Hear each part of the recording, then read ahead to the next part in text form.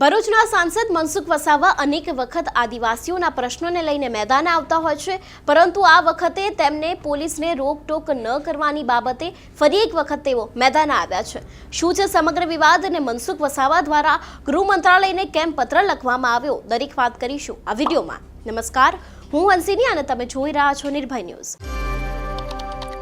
જો વાત કરવામાં આવે મનસુખ વસાવાની, તો મનસુખ વસાવા અનેક પ્રશ્નોને લઈને ભાજપના નેતાઓને ટોકતા હોય છે, પરંતુ હવે આ વખતે તેમને પોલીસ વિભાગને ટોક્યો છે અને તેમને પત્ર લખ્યો છે ગૃહ મંત્રાલય એટલે કે હર્ષ સંઘવીને। સૌથી પહેલા તો પત્ર ઉપર નજર કરીએ કે કેમ આ પત્ર લખવામાં આવ્યો અને કઈ બાબતે આ પત્ર લખવામાં આવ્યો છે। મનસુખ વસાવા દ્વારા અહીં એક પત્ર લખવામાં આવ્યો છે, જેમાં તેમને આ પત્ર લખ્યો છે હર્ષ સંઘવીને। તેની સાથે જ વાત કરવામાં આવે, વિષય છે તેમનો નર્મદા તથા ભરૂચ જિલ્લાના ધર્મ પ્રેમીઓ ફાગવેલ, ડાકોર અને મીનાવાડા તથા પાવાગઢ જતા રસ્તામાં પોલીસ દ્વારા રોકટોક ન કરવામાં આવે તે બાબતને લઈને અહીંયા પત્ર લખવામાં આવ્યો છે। મનસુખ વસાવા દ્વારા કહી શકાય કે અનેક એવા કિસ્સાઓ સામે આવ્યા છે કે જેમાં ધર્મપ્રેમીઓ જ્યારે મંદિર જતા હોય છે ત્યારે પોલીસ તેમને કારણ વગર રોકતી હોય છે અને તે જ વિવાદ થતા હોય છે અને તેને જ લઈને હવે મનસુખ વસાવા મેદાને આવ્યા છે અને મનસુખ વસાવા દ્વારા આ વિષયને લઈને ગૃહ મંત્રાલય સુધી પત્ર લખવામાં આવ્યો છે કે હવે પોલીસને આવી રીતે અચાનક કોઈ ધર્મપ્રેમીઓને અથવા તો કારણ વગર કોઈ ધર્મપ્રેમીઓને રોકવામાં ન આવે।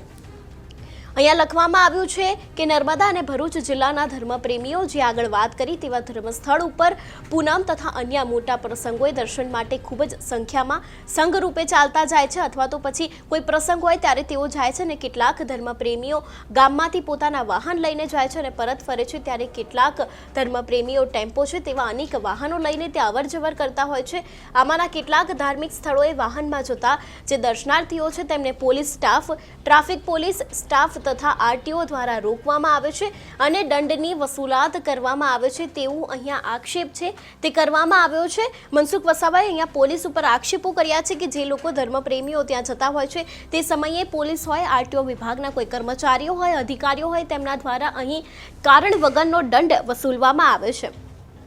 તે બાદ તેમણે કહ્યું છે કે આ બધા ભક્તો ગરીબ પરિવારના હોય છે એટલે કે લક્ઝરી બસમાં જતા નથી, પોતાનું અથવા ગામમાં જે વાહનો હોય છે તેનો ઉપયોગ કરે છે। આમ વડોદરા, પંચમહાલ, મહીસાગર અને ખેડા જિલ્લામાં પોલીસ અધિકારીઓ આ બંને જિલ્લામાં ધર્મપ્રેમી ભાઈ બહેનોને યોગ્ય સરકાર આપે તે મુજબનું કામ કરજો તેવું અહીંયા કહેવામાં આવ્યું છે। એટલે કહી શકાય કે જેટલા પણ પોલીસ તંત્રના લોકો છે તે અનેક વખત આવી રીતે કોઈ કારણ વગર લોકોને રોકતા હોય છે, તેને જ લઈને હવે મનસુખ વસાવા મેદાને આવ્યા છે અને તેમના દ્વારા કહેવામાં આવ્યું છે કે જેટલા પણ લોકો સંઘ લઈને જતા હોય અથવા તો પોતાના વાહનમાં જતા હોય, કોઈ પીકવાનમાં જતા હોય તો તેમને રોકવામાં ન આવે અને કારણ વગરનો દંડ વસૂલવામાં ન આવે તેવી માંગ અહીંયા મનસુખ વસાવા દ્વારા કરવામાં આવી છે। તેમના દ્વારા સાફપણે લખવામાં આવ્યું છે કે કારણ વગરનો દંડ છે જે પોલીસ વસૂલે છે અને આ બધા પરિવારના લોકો હોય છે તે ગરીબ હોય છે, એટલે ખાસ કરીને આવું ન કરવામાં આવે તેવું મનસુખ વસાવા દ્વારા અહીં કહેવામાં આવ્યું છે।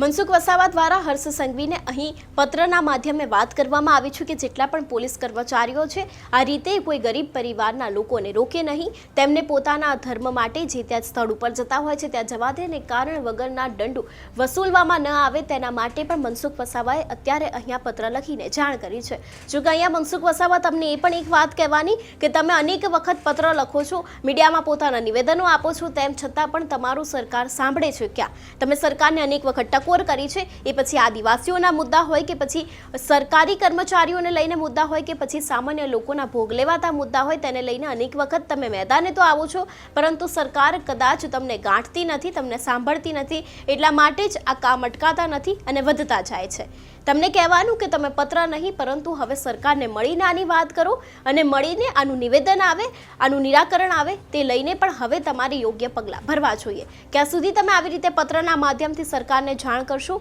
ક્યાં સુધી તમે આવી રીતે ફક્ત ને ફક્ત મીડિયામાં નિવેદનો આપશો તે પણ હવે તમારે વિચારવું જોઈએ। જો તમને લોકોની પડી હોય, જો તમને ખરેખર સામાન્ય લોકોની ચિંતા હોય તો હવે તમારે સરકાર સામે પડવું પડશે એવું અહીંયા લાગી રહ્યું છે। તમારું શું માનવું છે આ વિષયને લઈને કે કેમ અચાનક પોલીસ દ્વારા આવી રીતે ખોટી વાતને લઈને દંડ વસૂલવામાં આવે છે અને આના ઉપર જે મનસુખ વસાવાએ ગૃહ મંત્રાલયને જાણ કરી તે બરાબર છે કે નહીં? તમારું શું કહેવું છે અમને કમેન્ટ કરીને ચોક્કસથી જણાવજો। સાથે જ નિર્ભય ન્યૂઝને લાઇક, શેર અને સબસ્ક્રાઇબ કરવાનું ભૂલશો નહીં। નમસ્કાર।